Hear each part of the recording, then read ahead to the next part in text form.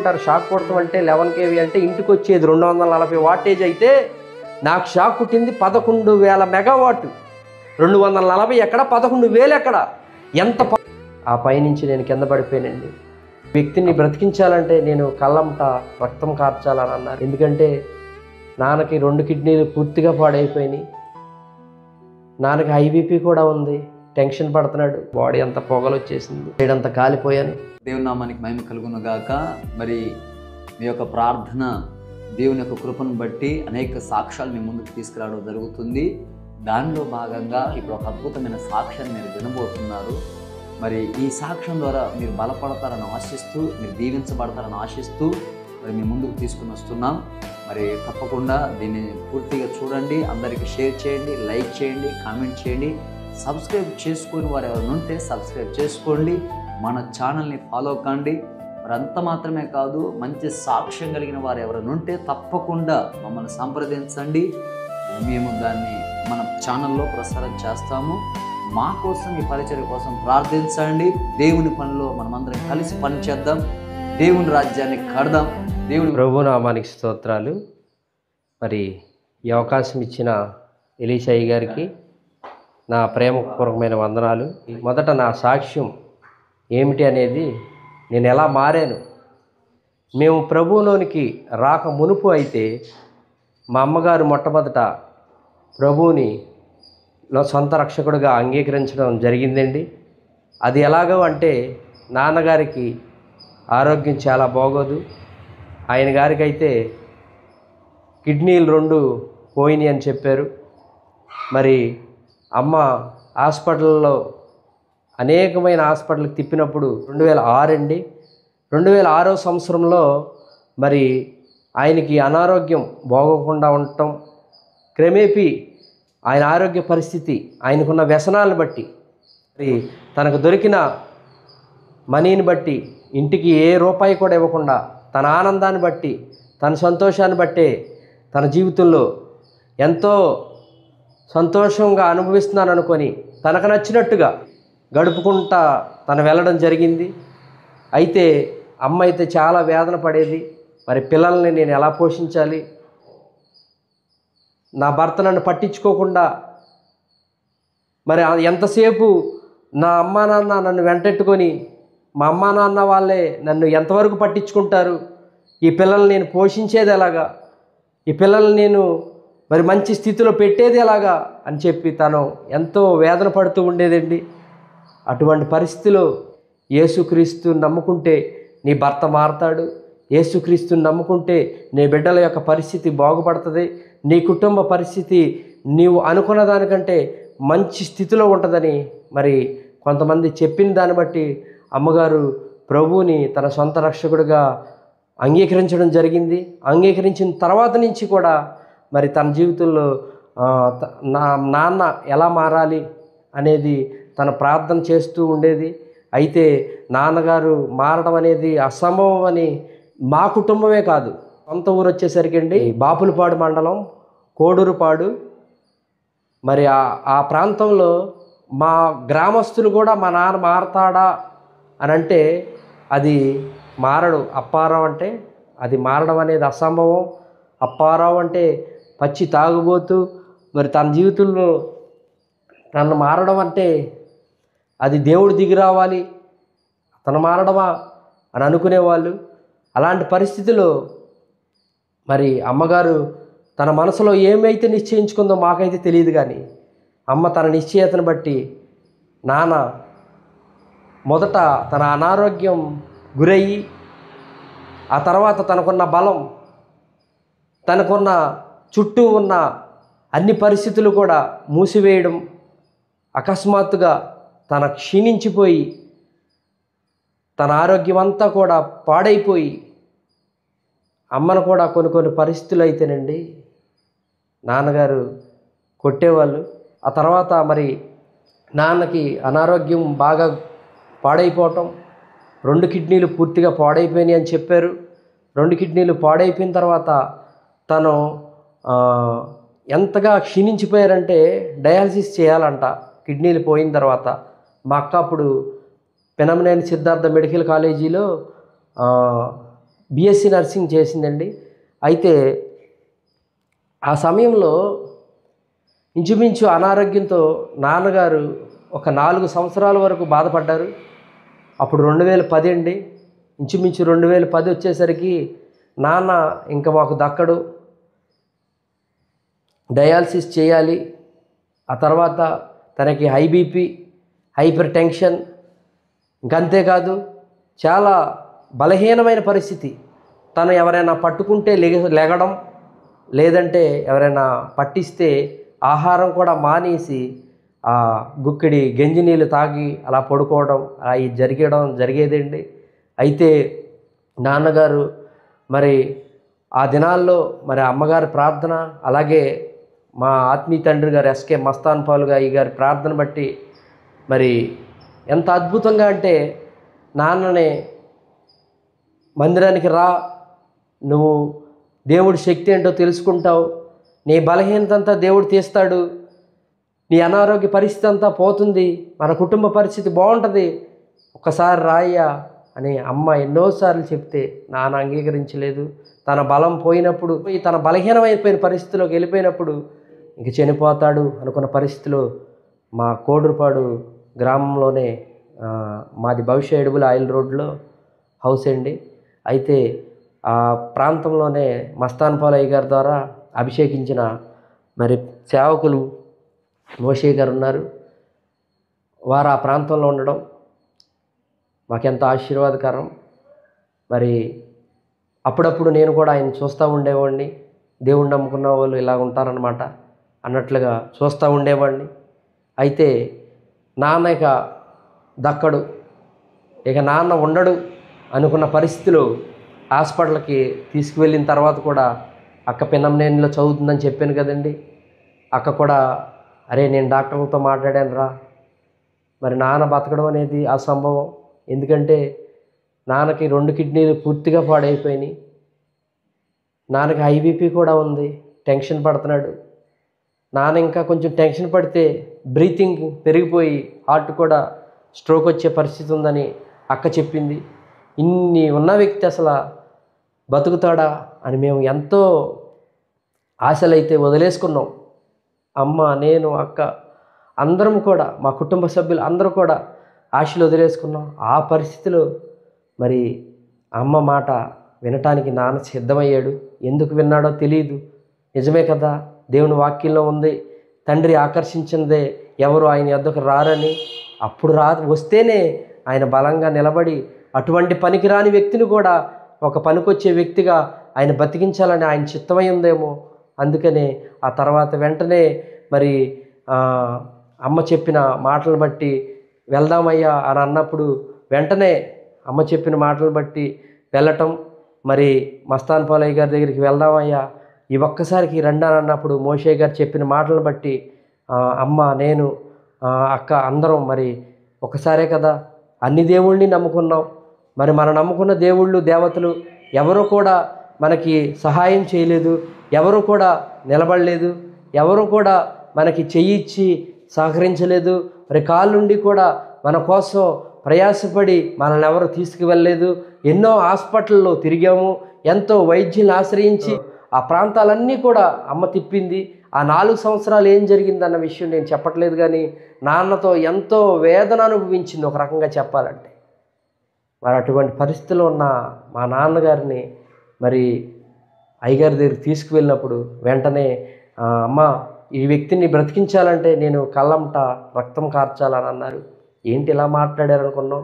నేను మందిరానికి వెళ్ళటం కూడా అదే మొట్టమొదటిసారి అండి. మరి నాన్న మారాడా లేదా అని చూద్దామని వెళ్ళాను నేను. తర్వాత మొదటైతే అమ్మ, అక్క నాన్నని ఫస్ట్ తీసుకువెళ్ళారు. నేను లోపలికి కూడా వెళ్ళలేదు, మందిరం లోపలికి. వారు తీసుకొని వెళ్ళి నాన్న మారిన తర్వాత ఒకవేళ ఎలాగో చనిపోతాడు, ఎందుకంటే ఆయన స్థితిని నేను చూశాను, చెమట కూడా బ్యాడ్ స్మెల్ వస్తుంది, ఇంకెందుకు బతుకుతాడు, వీళ్ళందరూ ఏదో బ్రతుకుతాడని చెప్తున్నారు కానీ బ్రతకడం అనేది అసంభవం కదా అని చెప్పి నేను మనసులో అనుకొని నేను వెళ్ళిపోయాను. నేను అప్పుడు కుప్పలకి చిన్నపిల్లోడినైనా వెళ్ళేవాడిని అండి. నేను అప్పుడు 8th క్లాస్ చదువుతున్నాను. మా ఏరియాలో వడ్డిస్తారు. ఆ ప్రాంతంలో నేను నా పని మీద మరి నేను వెళ్ళకపోతే ఇంట్లో తిండి గింజలు ఉండవు కదా అని ఆ కొద్ది పరిస్థితుల్లోనే అమ్మకి చేదోడు వాదోడుగా ఉండాలని వెళ్ళేవాడిని. నేను నా పని మీద నేను వెళ్ళిపోయాను. కరెక్ట్గా 2010 మరి డిసెంబర్ మంత్లో మేము అయ్యగారి దగ్గరికి వెళ్ళడం జరిగింది. ఆ పరిస్థితిలో నాన్న బ్రతుకుతాడా అని ఇంకా మేమందరం మా కుటుంబాల్లో వాళ్ళందరం అనుకుంటున్నాం. కాకపోతే మమ్మల్ని తీసుకెళ్ళిన వాళ్ళే కానీ, అక్కడికి అయ్యగారిని పరిచయం చేసిన వాళ్ళే కానీ ఖచ్చితంగా అప్పారావు బతుకుతాడు, అయ్యగారు ప్రార్థన చేస్తే అయ్యగారికి స్వస్థ వరం ఉంది కదా అని అందరూ అంటున్నారు. దేవుడు స్వస్థపరుస్తాడనంటే ఏదో చిన్న దెబ్బ ఉంటే, చిన్న బలహీనత ఉంటే స్వస్థపరుస్తాడు, కానీ చనిపోవలసిన పరిస్థితిలో ఉన్నవాడిని ఇంకెందుకు బతికిస్తాడు అని మేము అనుకున్నాం. అయితే ఎవరి కాలంలో అనుకున్నామే కానీ అమ్మ విశ్వాసం మాత్రం నా భర్త ఖచ్చితంగా మారతాడు, ఆయన మారి మా అందరికీ మంచి తండ్రిగా, మా ఇద్దరికీ కూడా మంచి తండ్రిగా నిలబడతాడని వారు విశ్వాసం ఉంచారు. నిజంగా కదా, విశ్వాసానికి మొదటి మెట్టు ఏంటండి? నమ్మకమే కదా. ఆ నమ్మకాన్ని తనలో ప్రభువే పుట్టించాడు అనుకుంటా. ఆ నమ్మకాన్ని కలిగి మరి అమ్మ ఆ కొద్ది దినాల్లో ఎంత ఆశ్చర్యంగా అంటే మరి 3 రోజుల్లో మరి నాన్న అయ్యగారు చెప్పినట్లుగా అక్కడ ఉండడం మందిరంలోనే. మరి నాన్న కోసం అమ్మ ఉపవాసం ఉండి ప్రార్థన చేయటం, అక్క కూడా ఉపవాసం ఉండి ప్రార్థన చేయటం. మరి అయ్యగారు ఎంత కన్నీరు కార్చారో, ఎంత విరివిగా నాన్న కోసం మరి ఆ బలహీనత పోయి ఒక బిడ్డలు లేని మరి పరిస్థితుల్లోకి బిడ్డలు వెళ్ళిపోతారేమో, మరి తండ్రి లేని బిడ్డల్లాగా మరి వారిద్దరూ వెళ్ళిపోతారేమో, మరి భర్త లేని స్త్రీగా తను అయిపోతుందని మరి ఏ రీతిగా ఆయన కన్నీరు కార్చారో మాకైతే తెలియదు. కానీ నాన్న మరలా 2011 మరి జనవరి వచ్చేసరికి, జనవరి 1వ తారీఖు కల్లా నాన్న అద్భుతంగా మరి స్వస్థత కలగడం, నాన్న ఆ యొక్క చెమట దుర్వాసన అంతా పోవడం, ఒకేసారి తన ఆ రాత్రి పడుకొని లేచిన తర్వాత వెంటనే మరి నాన్నగారు ఏ ప్రార్థన చేశారో మాకైతే తెలియదు. మరి దేవుడే ఆయన్ని స్వస్థపరిచారని మేము నమ్మాము. ఎందుకంటే వైద్యులను ఆశ్రయించినప్పుడు అనేక పరిస్థితులు, అనేక పర్యాయాలు, అనేక ప్రాంతాలు తిరిగినప్పుడు ఎవరు కూడా మరి నాన్నని రక్షించలేదు. ఏ యొక్క శక్తి కూడా నాన్నని స్వస్థపరచలేదు. కేవలం మరి యేసయ్యలో ఉన్న ఆ ప్రభావమే ఒక్క సేవకుడు విజ్ఞాపన ప్రార్థన బట్టి ఆయనకి ప్రాణభిక్ష పెట్టిందండి. ఈ సాక్ష్యం ఎందుకు చెప్తున్నానంటే, కేవలం మీరు అనుకుంటారు సేవకుడిది ఏముందిలే, సేవకుడు సేవ చేస్తున్నాడనంటే ఏదో మినిస్ట్రీ నుంచి ఎక్కడి నుంచో ఏదో డబ్బులు వస్తాయని చేస్తున్నారు, ఏదో జీతాలకు చేస్తున్నారు, వారు ఏదో ఆశించి చేస్తున్నారు, ఇతర దేశాల్లో నుంచి వారికి ఏదో లబ్ధి వస్తుందని చేస్తున్నారు అని అనుకుంటారు సేవ అంటే. మీరు అనుకున్నది కాదు. అన్ని సేవలు అలా ఉండవు. మరి ప్రభు మరి మా మస్తాన్ పాలయ్య గారికి అప్పగించిన ఆ సేవా పరిచర్య ఎంత బలంగా ఆనాటి నుంచి ఈనాటి వరకు జరుగుతుంది అని అంటే అది కేవలం దేవుని కృప, ఆయన ఏర్పరచుకున్న దేవుడి అభిషేకం, దేవుడి యొక్క పరిస్థితి. నిజంగా నాస్తికుడిగా ఉన్న ఆయన మరి ప్రభువుని సొంత రక్షకుడిగా, సౌలుని పౌలుగా మార్చినట్లుగా ఆయన్ని మార్చడం, అనేకులు ఆయన ద్వారా మరి ఈ ప్రాంతాలంతటినీ కూడా, మా ప్రాంతాలన్నింటినీ కూడా మరి ఆయన తన బిడ్డల్ని రక్షించుకున్నట్టుగా మరి రక్షించడం ఎంతో ఆశ్చర్యకరం. మరి నాన్నగారు ఆ రాత్రి స్వస్థపరచబడిన తర్వాత నుండి కూడా ఒకసారి రారా నాన్న చూద్దు అని అమ్మ నాకు ఆ నాన్న స్వస్థపరచబడిన విషయం చెప్పినప్పుడు నేను వెళ్ళానండి. వెళ్ళిన తర్వాత చూద్దాం అసలు నాన్న నిజంగానే స్వస్థపరచబడ్డా, వీళ్ళు ఏదో చెప్తున్నారు, చనిపోయి ఉంటాడు, ఒకవేళ అబద్ధం చెప్తే నేను భయపడతాను అలా చెప్తున్నారేమోనని. ఎందుకంటే నాన్నని తీసుకెళ్ళేటప్పుడు ఆటోలో 4 ఎక్కించి తీసుకెళ్లారు. అలా తీసుకెళ్ళిన వ్యక్తి మరి ఎంత అద్భుతంగా మరి స్వస్థత కలిగింది అని అంటే, మీరు నమ్మినా నమ్మకపోయినా 1 రోజులు పైబడి ఆయన ఆహారం తినని వ్యక్తి ఆ రోజు స్వస్థత పొందిన తర్వాత రోజే మరి కొంత ఆహారం పుచ్చుకోవటం, ఆహారం పుచ్చుకున్న తను మరి ప్రభువే నన్ను తాకాడు, ప్రభువే నన్ను స్వస్థపరిచాడు, నిదిగో నేను అంతకుముందున్న ఆ దుర్వ్యసనాలన్నీ కూడా నేను విడిచిపెడతాను, నా మందు, నా యొక్క సిగరెట్టు, నా యొక్క బానిసత్వం అవన్నీ కూడా నేను విడిచిపెడతాను, నేనేవేవైతే బానిసత్వంలోకి వెళ్ళిపోయి ప్రభు గురించి తెలవక నేను ఏవేవైతే చేశానో అవన్నీ విడిచిపెడతాను, నేను ప్రభువుని అంగీకరిస్తాను, యేసే రక్షకుడని నేను కూడా అనేకుల మందికి చెప్తాను, ఆయనే సొంత రక్షకుడని నేను కూడా మరి నమ్ముచున్నాను, నాకు బాప్తీసం ఇవ్వండి అని సేవకులకు చెప్పడం జరిగింది. ఆ చెప్పిన విధానం చూసినప్పుడు నాన్న ఈ రకంగా మాట్లాడు, నాన్న ఈ రకంగా ఏ రోజు కూడా లేడు, కాబట్టి నాన్న మారాడు అంటే ఖచ్చితంగా అది దేవుడు కలగజేసిన మార్పే. కాబట్టి నాన్న స్వస్థపరిచింది మరి మేము తీసుకొచ్చిన ఆ నజరేయుడని యేసే. కాబట్టి ఖచ్చితంగా మేము కూడా ఆయన సొంత రక్షకుడుగా అంగీకరించాలి. ఎందుకు నమ్మాము అనంటే మీరు అనుకుంటారు, నాకు ప్రభు శక్తి సామర్థ్యాలు తెలవకనుపు ఆయన గురించి తెలియదు కదండి, ఏదో ఒక రూపాన ఆయన ఈ లోకానికి వచ్చినప్పుడు కూడా అప్పుడు అలాగనే చేశారు. ఎందుకనంటే అనేకులు కొంతమంది సువార్త ద్వారా, అనేకుల్ని కొంతమంది స్వస్థతల ద్వారా యేసుక్రీస్తు ప్రభువు వారు మరి 3.5 సంవత్సరాలు ఆయన సువార్త చేస్తున్న పరిస్థితిలో కూడా ఆయన తట్టు ఆయన శక్తి సామర్థ్యాలు చూపి ఖచ్చితంగా త్రిప్పాలి, ఆయనలో ఉన్న ఆ యొక్క రక్షణ విధానం అనేకులకు తెలియజేయాలనే ఆయన యొక్క మరి సంకల్పం కనుక ఆ సంకల్పాన్ని మా కుటుంబం ఎడల ఆయన నెరవేర్చారండి. ఎందుకంటే కేవలం మరి నాన్న మారకపోతే, నాన్నే అయ్యగారు ప్రార్థన ద్వారా ఆ స్వస్థత అనేది జరగకపోతే మేమెవరం మారం. నిజంగా మీరు నమ్మకపోయినా మా గ్రామంలోకి వెళ్ళి అడగండి. మాది బాపులపాడు మండలం, మరలా చెప్తున్నాను, కోడూరుపాడు అనే గ్రామం. ఆ గ్రామంలో మా నాన్న ఉన్న పరిస్థితి, మా నాన్న అంతకుముందు మునుపటి మా నాన్నగారు అప్పారావు అండి పేరు, గవర అప్పారావు, ఆయన ఉన్న పరిస్థితి ఏంటో ప్రతి ఒక్కరికి తెలుసు. ఆ తర్వాత మారిన తర్వాత తెల్లని వస్త్రాలు వేసుకొని వెళ్తుంటే, ఎరా అప్పారావు నువ్వేంటి ఇలా మారిపోయావు, నీలో ఈ మార్పు కలగడానికి ఏంటి కారణం, మీ పిల్లలేంటి రక్షణ పొందారంట, అలా ఎలా కుదిరిద్ది, మీరు ప్రభువుని నమ్ముకొని బాప్తిసాలు తీసుకుంటే మీకు వివాహాలు మీ పిల్లలకు అవ్వవు కదా అని అనేక మంది ఆటంకపరిచిన పరిస్థితులు కూడా రాలేదండి, వచ్చినాయి.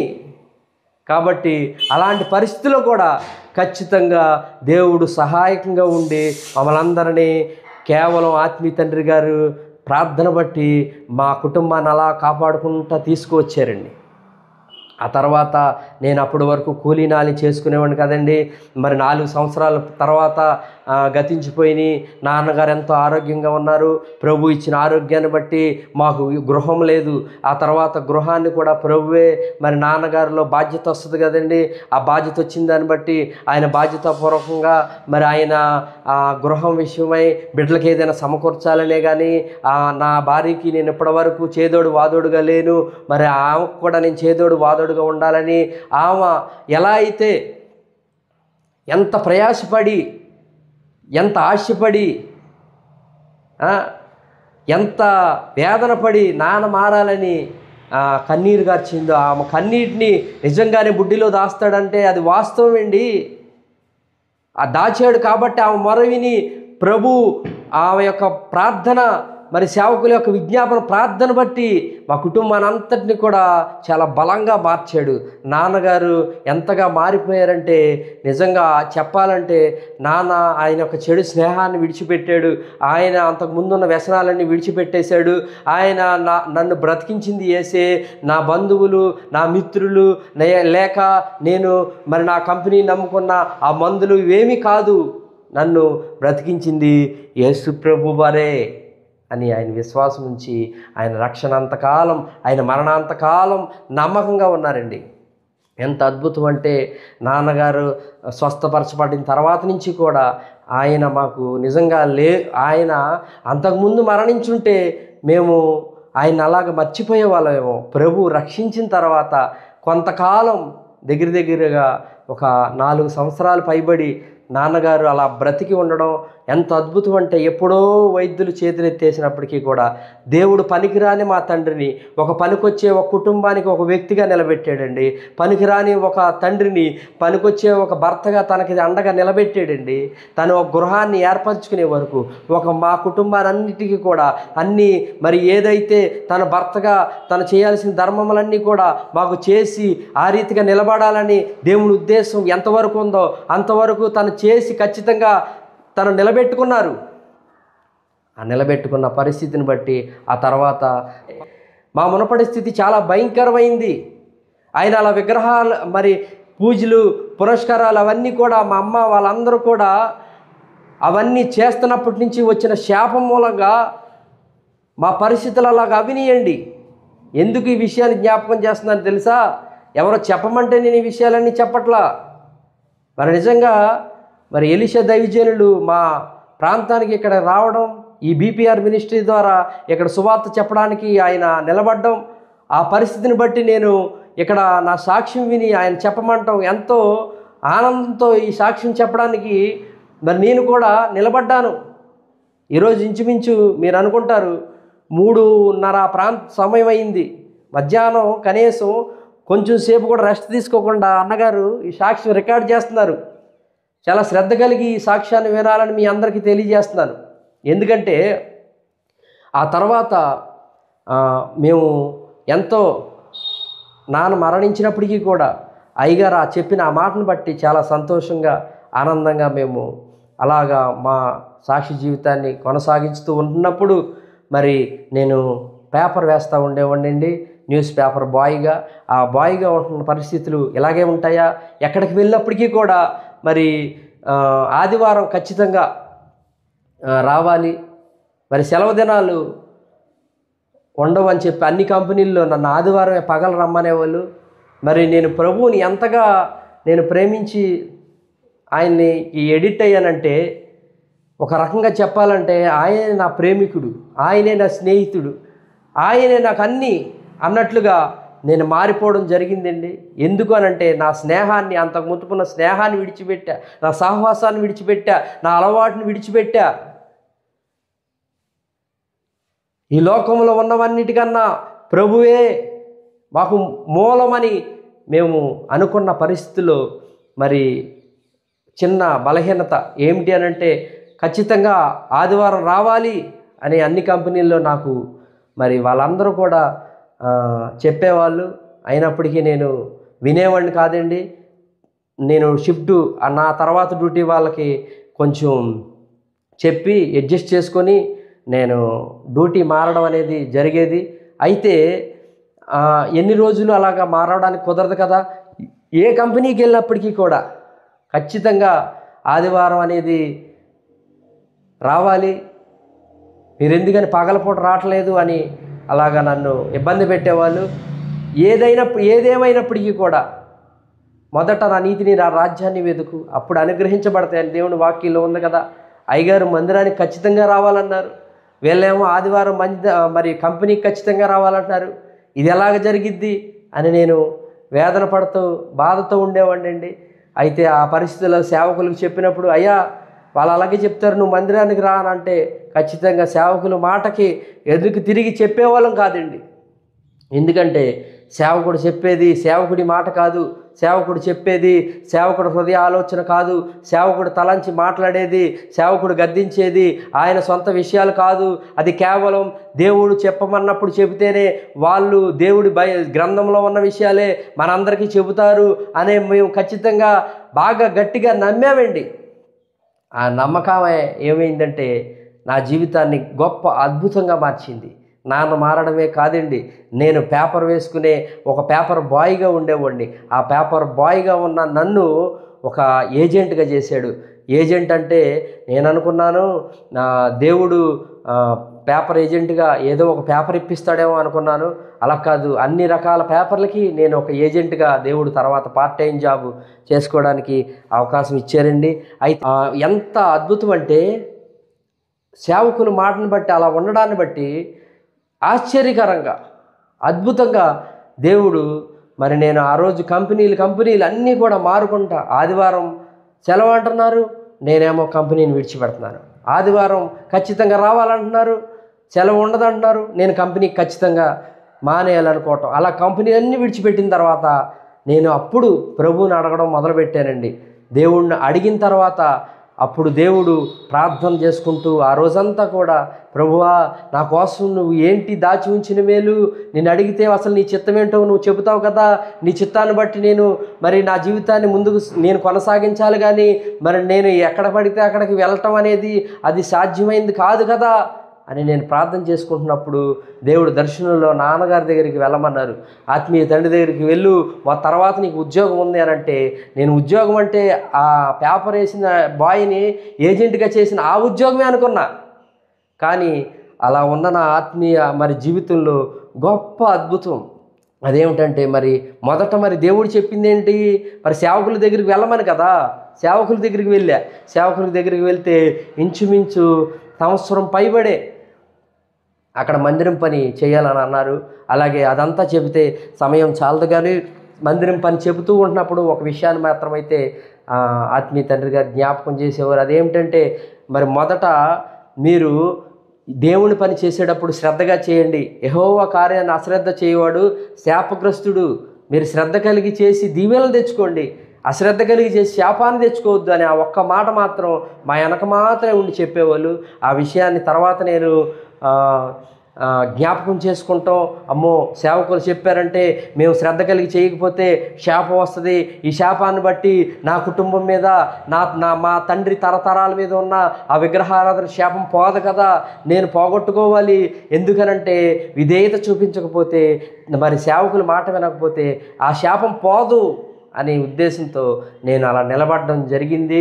మరి సేవకుల ప్రార్థన బట్టి, మరి దేవుని కృపను బట్టి నేను నిలబడ్డానే కానీ మందిరం పని చేయడానికి అర్హత లేని వాడిని. అయినప్పటికీ ప్రభు ఎన్నుకున్నారు, నిలబెట్టుకున్నారు, వాడుకున్నారు. మందిరం పని అంతా పూర్తయ్యే లోపు నాన్నగారు చెప్పిన పనికి అందరూ నిలబడ్డాను అనుకుంటున్నారా మీరు? సేవకులు చెప్పిన మాటకి ఎవ్వరూ నిలబడలేదండి. చాలామంది దగ్గర ఎంతమంది మేస్త్రీలు మారారో, ఎంతమంది కూలి వాళ్ళు మారిపోయారు తెలుసా? ఎందుకు? మరి అయ్యగారేమో దేవుని పని శ్రద్ధగా చేయాలి, ఒళ్ళొంచి చేయకపోతే మీకు శాపాలు వస్తాయి అని సేవకులు పని విషయంలో మందిరం పని చేసేంతవరకు వెనకమాతలే ఉండి పని అంతా చేయించేవాళ్ళు. ఆ పని చేయిస్తున్నప్పుడు వీళ్ళందరికీ ఏమో ఎక్కువ పని చేయించేస్తున్నారు, తక్కువ పెడుతున్నారు, ఇదేంటి సొనుగుడు గొనుగుడు అనుకుంటా అని చెప్పి చాలామంది విడిచిపెట్టి పని వెళ్ళిపోయారు. కానీ దేవుడు చెప్పాడు, నేను వెళ్ళి తండ్రి దగ్గర పని చేయాలి అని దేవుడు మాటను బట్టి, నేను చేసిన దాన్ని బట్టి, కేవలం దేవుడు కృప, సేవకుల ప్రార్థన, కన్నీటి ప్రార్థన బట్టి ఆ తర్వాత పునర్ప్రతిష్ఠ జరిగిందండి. 2014 1వ తారీఖున మందిర పునర్ప్రతిష్ఠ జరిగిన తర్వాత మరి సేవకులు కూడా నన్ను పిలిచారు, మమ్మల్ని అందరినీ పిలిచారు. చాలా ఆనందంగా పునర్ప్రతిష్ఠ జరిగింది. మరి ఎంతో అద్భుతంగా మందిరం పని పూర్తయి మందిర పునఃప్రతిష్ఠకి అందరం ఆనందంతో మరి మేమందరం పాల్గొనడం జరిగిందండి. ఎంత ఆశ్చర్యకరంగా ఆ తర్వాత నేను అనుకున్న సాక్ష్యం తర్వాత నా జీవితంలో చేసింది ఇప్పుడు చెప్పబోతున్నా, జాగ్రత్తగా వినండి. అదేమిటంటే, కరెక్ట్గా 2014 18వ తారీఖు జనవరి 18వ తారీఖున 2014 మాకు కాల్ లెటర్ వచ్చిందండి. నిజంగా నాన్నగారు కూడా నిరీక్షణ ఎంతవరకు ఉంటుందా, కానీ ఆ 18 రోజులు నాకు కొంచెం చిన్న పనులు ఉన్నా నన్ను పిలవలేదు. ఆ తర్వాత దేవుడు కూడా మన మనస్సుని, మన నిరీక్షణని, మన యొక్క స్థితిని పరిశీలిస్తాడండి.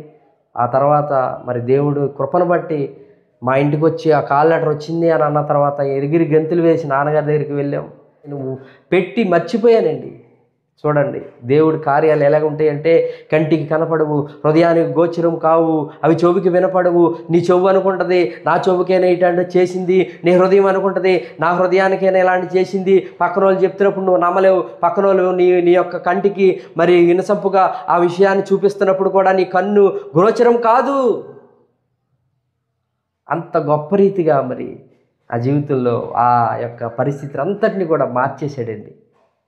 ఎందుకనంటే నేను కూడా అయ్యగారికి చెప్పా, అయ్యా నాకు గవర్నమెంట్ జాబ్ రావాలని ప్రార్థన చేయండి అని చెప్పా. ముందర దేవుడు ఇస్తాడని నాకు నమ్మకం ఉందండి. ఎందుకంటే దావీదు గొర్రెలు కాసుకున్నవాడు రాజావలా, యోసేపు మరి చిన్న స్థితిలో ఉన్న అతను మరి ఆ యొక్క దేశానికి మరి మంత్రి అవ్వాలా?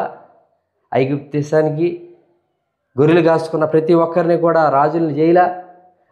ఆయన మార్చకపోతే మా బ్రతుకులు ఈ రీతిగా ఉండేయే కాదు. అంతేకాదండి, ఉద్యోగాన్ని ఇస్తానన్న దేవుడు మరి గవర్నమెంట్ జాబు కరెంట్ లైన్ మ్యాన్గా నాకు జాబ్ ఇచ్చారు. 2014-18 నేను జాయిన్ అయ్యి ఇవాళకి 2025 మరి 10వ నెల ఇవాళ 8వ తారీఖు అండి. ఈ రోజు వరకు కూడా తను నా జీవితంలో ఎంతగా కాపాడారో ఆ సాక్ష్యాన్ని కూడా ఒక్క ముక్క చెప్పి నేను సాక్ష్యాన్ని ముగిస్తాను. ప్రతిదీ చెబితే నా జీవితంలో పిన్ టు పిన్ను సాక్ష్యం చెప్పగలను, చెబుతాను. కానీ అప్పటి నుంచి కూడా ఇన్ని సంవత్సరాలు 15-17 సంవత్సరాల వరకు కూడా ప్రభువు మమ్మల్ని సంరక్షించి కాచి రక్షణలోకి నడిపించిన తర్వాత పడుతూ లెగుస్తున్న పరిస్థితిలో కూడా వాక్యాన్ని బట్టి ఆయనే మమ్మల్ని నిలబెట్టి స్థిరపరిచి నడిపించి బలంగా నిలబెట్టే స్థితిలోకి ఉంచాడంటే ఆయన ఎంత గొప్ప దేవుడు అనేది మీరు అందరూ ఆలోచించండి. ప్రభువుని నమ్మితే ఏదో మత మార్చడం అనుకుంటారు. కాదండి, మతి స్థితి మారుతూ ఉంటుంది. నీ ఆలోచన మారిపోతుంది, నీ యొక్క నడవడిక మారిపోతుంది, నీ యొక్క స్థితి మారిపోతుంది. కాబట్టి నువ్వు ప్రభువుని సొంత రక్షకుడు అంగీకరించు. ఇంకా ఇప్పటి వరకు అంగీకరించకుండా బాప్తిసం తీసుకోకుండా మేము ప్రభువుని పూర్తిగా ఎరగక మునిపే బాప్తిసం తీసుకున్నామండి. ఇంకా ఎందుకు ఆలస్యం చేస్తున్నావు నీ జీవితంలో బాప్తిసానికి? అమ్మా, ఆలస్యం చేయకూడదు కదా. నేడే రక్షణ దినం అన్నాడు కదా ప్రభు. ఈరోజు రాత్రే వస్తాడు. అప్పుడు నువ్వు రక్షించబడకపోతే నీ ఆత్మ ఎక్కడికి వెళ్తుంది? ఏనాడైనా ఆలోచించావా? కాబట్టి ఈరోజైనా ఆలోచించు. ఇప్పుడు మనం చివరి దినాల్లో ఉన్నాం, అంచికాల దినాల్లో ఉన్నాం. కాబట్టి మీరందరూ కూడా ఆలోచించి చక్కటి మంచి స్థిరమైన మనస్సును కలగజేసుకొని రక్షణలోకి వెళ్ళాలని తెలియజేస్తున్నాను. అయితే నా యొక్క లైన్మెన్గా నేను ఉద్యోగం వచ్చిన తర్వాత చిన్న ఇన్సిడెంట్ జరిగిందండి. కుదిరితే అన్న తమిళ్లో పెడతాడు, లేదంటే డిస్ట్రిబ్యూషన్ బాక్స్ ఏదో అంటారు కదా, నాకు తెలియదండి. యూట్యూబ్ గురించి కూడా అందులో పెడతారు, చూడండి.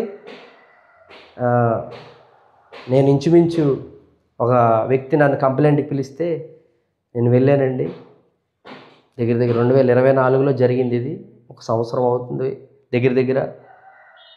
మరి నేను కంప్లైంట్ చేయడానికి వెళ్ళినప్పుడు మరి లైన్లు క్రాసింగ్లో నాకు 11 షాక్ కొట్టింది. షాక్ కొట్టినప్పుడు ఇంచుమించు నేను 10 అడుగులు ఎత్తు పైబడే ఆ పైనుంచి నేను కింద పడిపోయానండి. ఆ పడిపోయిన తర్వాత చాలామంది, నేను వన్ సైడ్ మొత్తం కాలిపోయాను, మొహం నుంచి కింద వరకు. ఆ కాలిపోతే చాలామంది నేను మరణించాను అనుకున్నారు. అయినప్పటికీ కూడా నేను మెలకు వచ్చిన తర్వాత నా కాళ్ళు చేతులు నడుము అన్నీ కదిలించుకున్నాను. కానీ ఏది కూడా విరగలేదండి. దేవునికి స్తోత్రం.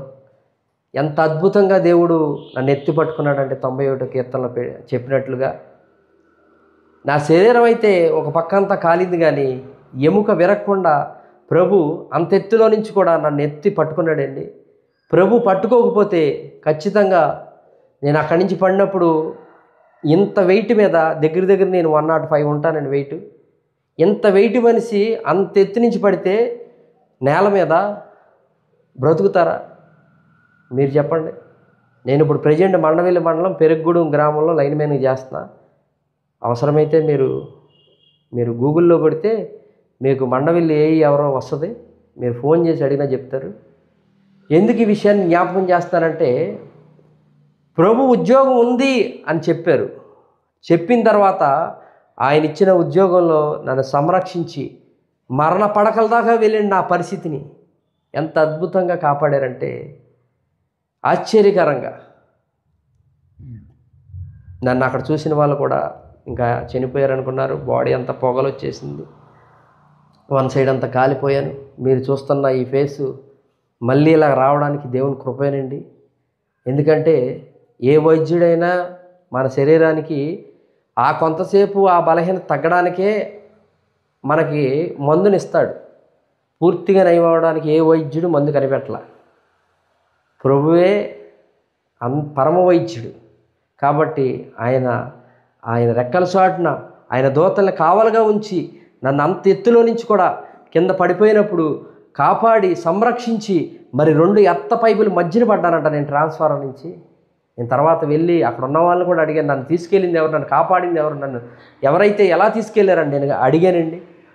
మరి అడిగిన తర్వాత ఖచ్చితంగా ఆ 2 ఎర్త పైపుల మధ్యలో నేను పడి ఉన్న ఆ స్థితిని చూసి చనిపోయాడు అనుకున్నారు.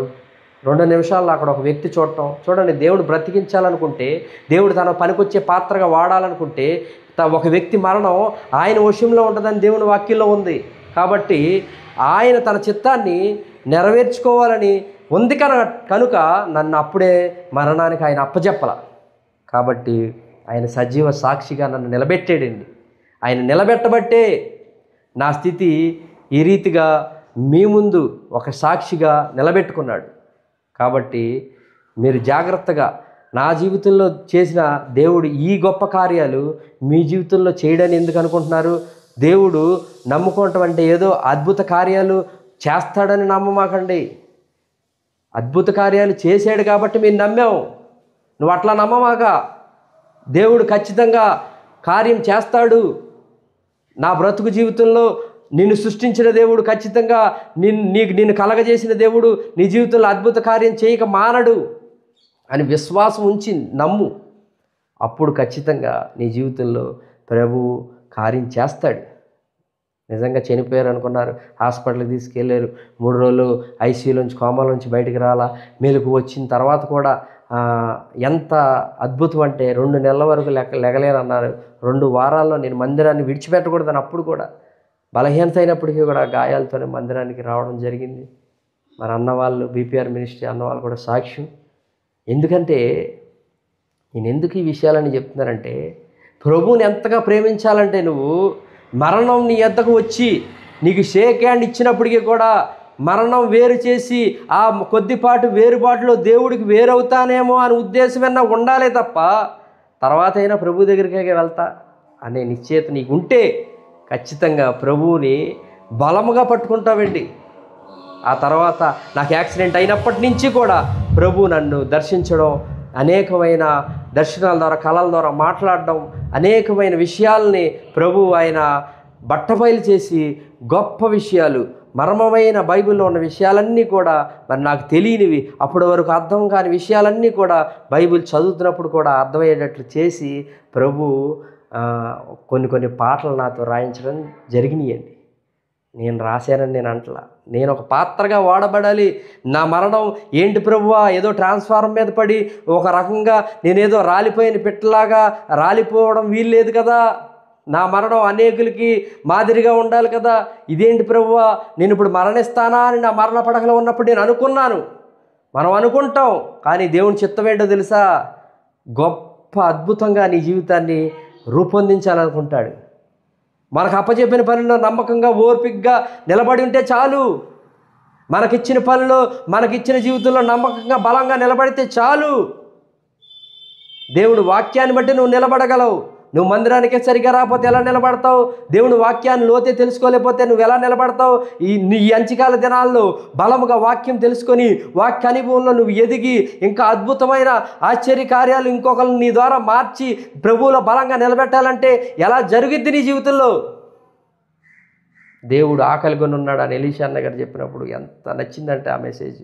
ఆకలిగా ఉన్నాడమ్మా, శిష్యులకి తెలియలా ఆకలిగొని ఉన్నాను అన్నప్పుడు సమరయ స్త్రీ ఆకలి తీర్చింది. నిజంగా కదండి, ఎంత అద్భుతం.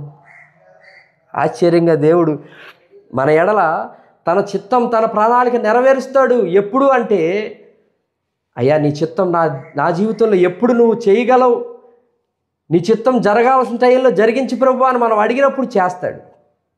మరి ఆ ఫోటో మీరు చూస్తే మరలా నేను ఈ రూపానికి వస్తానని నేనే అనుకోలే. అయినప్పటికీ దేవుడు తన ఉచితమైన కృపను బట్టి నాకు ఈ రూపాన్ని ఇచ్చాడు. నా గాయం చేసినవాడు ఆయనే, మాన్పువాడు ఆయనే. ప్రతి విషయంలో కూడా దేవుడు అద్భుతంగా, ఎంత అద్భుతంగా అంటే అసలు నా జీవితంలో నేను ఇలా నిలబడి సాక్ష్యం చెప్తానని కూడా అనుకోలేదండి. చాలా బలహీనమైపోయా.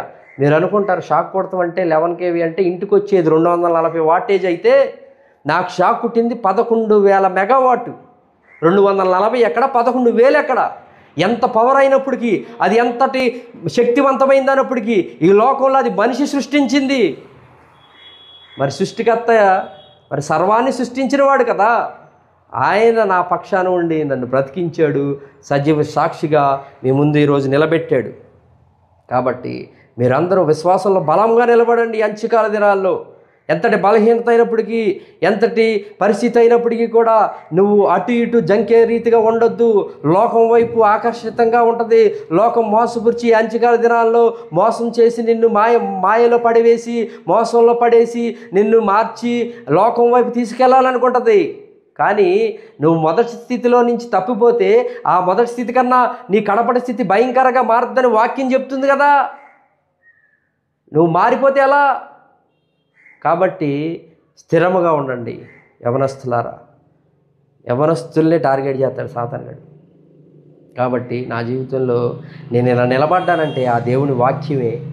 నేను ఒక పాత్రగా, పనికొచ్చే పాత్రగా, మరి ఇప్పుడిప్పుడే ప్రభువే తను పనికొచ్చే పాత్రగా మారుస్తూ మలుచుతూ వెళ్తున్నాడు అంటే ఖచ్చితంగా దేవుని ఉచితమైన కృప నాకు తోడుగా ఉండబట్టేనండి. అయితే ఈ విషయాన్ని అంతా ఎందుకు జ్ఞాపకం చేస్తున్నానంటే, నా సాక్ష్యం మీకు తెలియాలి. ప్రభువు నిలబెట్టి, ప్రభు రక్షించి, ప్రభు ఒక పాత్రగా చేసి వాడుకోవాలనుకున్నప్పుడు ఒక జీవితాన్ని ఊరికినే విడిచిపెట్టడు. నీ తల వెంట్రుకలు కూడా లెక్క పెట్టువాడు నేను అంటాడు. ఎవరున్నారండి అసలు? ఎవరు లేరు. మా కుటుంబం అంతా భయంకరమైన విగ్రహారాధన చేసేది. ఆ విగ్రహారాధన అన్నిటిలో నుంచి కూడా ప్రభువే మమ్మల్ని విడిపించాడు. మరి ఈ విషయాలన్నీ కూడా ఎందుకు జ్ఞాపకం చేస్తున్నానంటే, దయచేసి మీ అందరూ కూడా జీవం కలిగిన దేవుడి వైపు తిరుగుతారని, జీవాన్ని ఆశ్రయిస్తారని, జీవం వైపు తిరుగుతారని. ఆయనే జీవం కదా, ఆయనే మార్గం కదా, సత్యం కదా. మీరు అసత్యం వైపు, మీకు ఇష్టానుసారంగా మీకు నచ్చిన వాటి వైపు ఎందుకు తిరుగుతున్నారు? అది కాదు కదా దేవుడి చిత్తం.